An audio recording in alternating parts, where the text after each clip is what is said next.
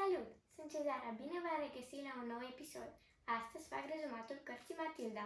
Știu că mulți dintre voi ați auzit de carte, poate chiar ați văzut filmul. Însă, dacă nu ați citit cartea sau nu ați văzut filmul, vă dau un scurt rezumat.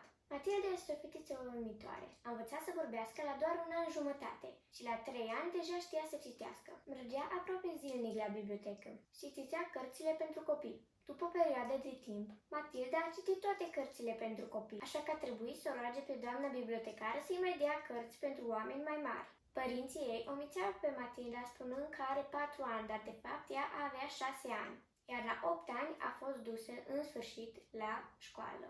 Acolo a întâlnit-o pe doamna Trunchbull, directoarea școlii. Era foarte rea. Se zvonea că dacă nu ascultai de ea, te ducea în biroul ei și te băga într-un dulap plin de ace și cuie și te lăsa acolo o zi întreagă. Învățătoarea Matilde era una dintre cele mai bune învățătoare din școală. Iubea copiii, nu ca doamna Trunchbull. La ea în clasă se învăța înmulțirea cu 1, 2, 3 și 4. Însă Matilda știa aceste mulțiri și ridica de fiecare dată mâna când doamna ei întreba ceva. De fiecare dată când se întorcea de la școală, îl găsea pe fratele ei mai mare, făcându-și temele cu mama ei, iar tatălui vânzând o mașină furată. Tatăl ei cu asta se ocupa. Într-o zi la școală, Matilda a aflat că doamna Trunchbull va veni la ei în clasă și le va face inspecție. Atunci toată lumea a ascuns lucrurile colorate din clasă și au întrebat-o pe doamna profesoară ce trebuie să facă, iar aceasta le-a spus că are nevoie de un pahar cu apă, iar copiii i-au adus un pahar cu apă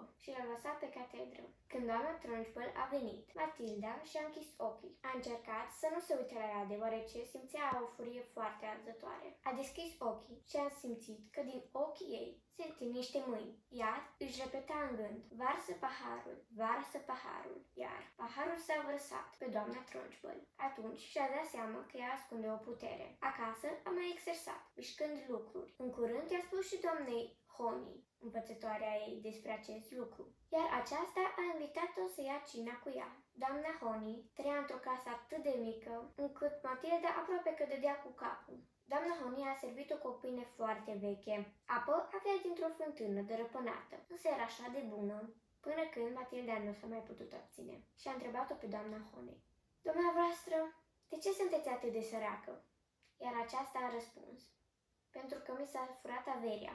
Iar Matilda a întrebat-o cu duioșie: de ce, doamna Honey? Povestiți-mi, vă rog frumos. Iar doamna Honey a început să îi povestească. Când eram mai mică, locuiam doar cu tatăl meu. Mama mea m-a abandonat. În curând, tatăl meu și-a găsit o iubită. Ea nu mă iubea deloc.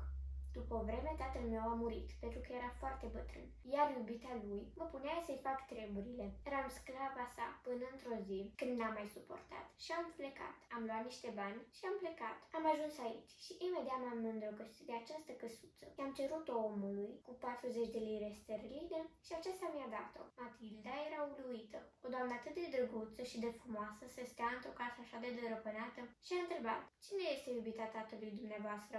Iar aceasta a spus: domnișoara Trunchbull. Matilda nu mai putea. A spus așa: mă duc acasă, doamnă. Ne mai vedem mâine. Când a ajuns acasă, Matilda a început să miște lucruri mai grele. Masa, scaunele, până chiar și candelabru. Ziua următoare, când Trunchbull a intrat în clasă, Matilda s-a concentrat asupra cretei și a început să scrie cu ea: bună, domnișoara Trunchbull, sunt eu, cel care ți-a lăsat-o pe Honey când era mică. Vreau, te rog frumos, să-i dai casa înapoi și întreaga mea avere. Domnișoara Trunchbull, când a văzut, a alergat afară. A ieșit chiar și din școală și de atunci nu a mai fost văzută. După niște săptămâni, directorul adjunct a mers acasă la domnișoara Trunchbull și a găsit casa de goală. Niciun bilețel, nici măcar hainele nu mai erau acolo. Dulapurile erau goale. Domnișoara Honey s-a mutat în vechea sa casă, iar directorul adjunct a devenit director. După 1 an și jumătate, părinții Matildei au trebuit să se mute. Tatăl ei avea probleme. A vândut prea multe mașini furate. Autoritățile și-au dat seama de acest lucru și erau pe urmele lor. Matilda nu vrea nici în ruptul capului să se mute. S-a dus la domnișoara Honey și a spus: îl primești în casa ta? Dar aceasta i-a spus: dacă te lasă părinții, eu sunt de acord. S-a dus la mama ei și a spus, iar mama ei a lăsat-o. Și la hăinuțele și a plecat la domnișoara Honey și a trăit la domnișoara Honey. E acolo nota 10 din 10. Mi-a plăcut foarte mult, este o carte foarte interesantă. Dacă ți-a plăcut videoul, nu uita să dai un like, subscribe și să apeși butonul de notificare. Ne mai vedem! Pe curând! atât.